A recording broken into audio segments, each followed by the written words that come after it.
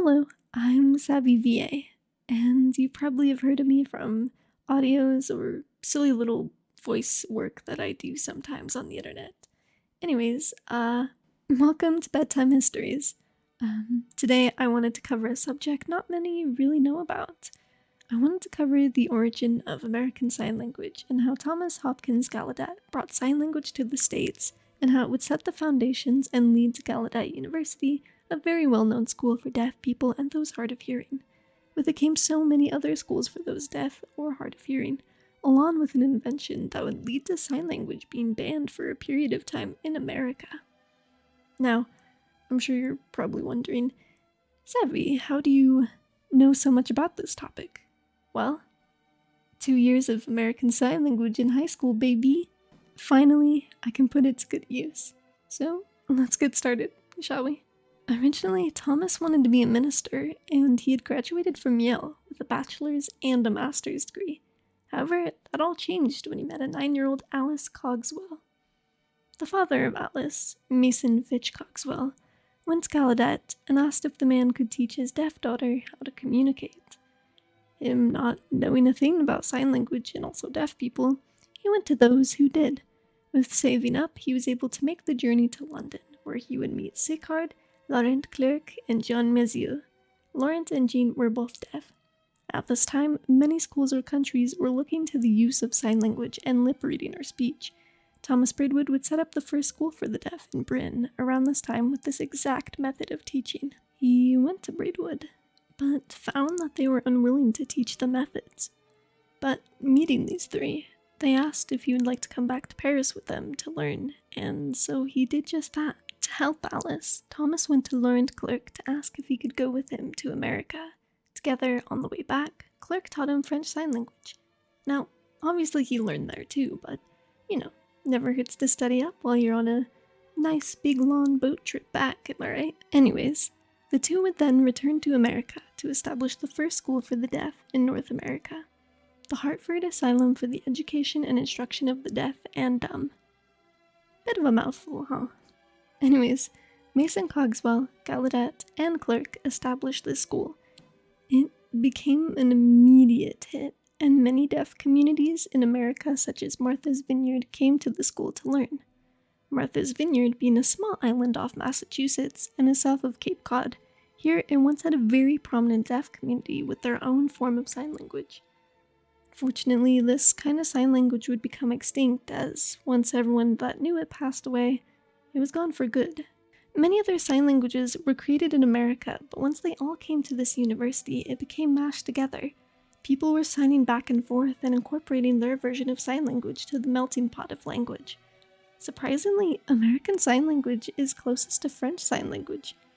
Obviously, reason for this is Gallaudet's learning, his teachers, and Clerc coming from France.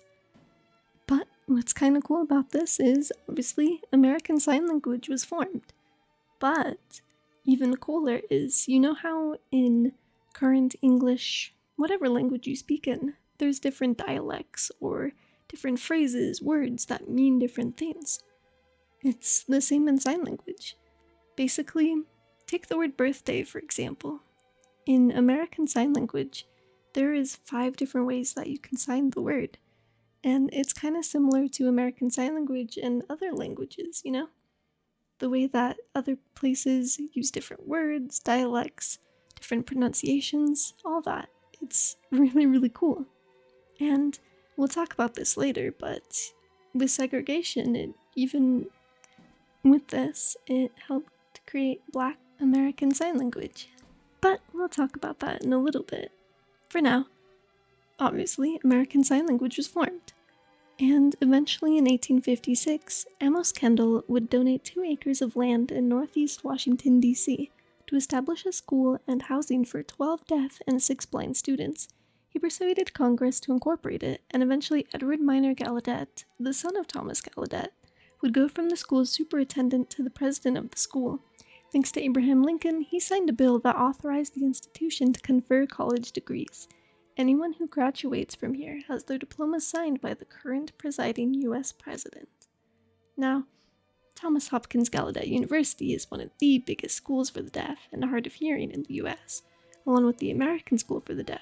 This school was originally the one that was established by Thomas Gallaudet and was a bit of a mouthful, but luckily they've reduced it. Anyways, as I mentioned before, with segregation as big as it was in the 1860s, there were deaf schools established for black children, and this actually led to a second American Sign Language, Black American Sign Language. Gallaudet University unfortunately did not admit black deaf students until 1950.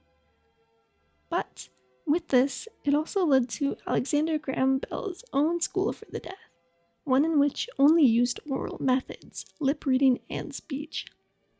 He had a desire to eradicate deafness, and did everything in his power to try and eradicate it. His wife and mother were both deaf, and with the invention of the telephone that he himself made, they weren't able to use it at all, and it restricted communication for deaf people. His wife didn't even use sign language, and she didn't want people to know she was deaf. With this, it eventually led to sign language actually being banned for a span of time, and many deaf educators gathered around the world to argue the use of oral versus sign language before this happened. Fortunately, Alexander Graham Bell was actually given 3 days to speak, while those speaking for sign language only 3 hours usually. Now, obviously sign language is a very common language nowadays, but how it came back to being used again is a topic for another time. Thank you for listening, and I hope you enjoyed this. My sources are down below in the towel or comment section, whichever you prefer to call it. I don't care. But anyways, you should check out the silly little sources below. Don't let my 2 years of ASL go to waste.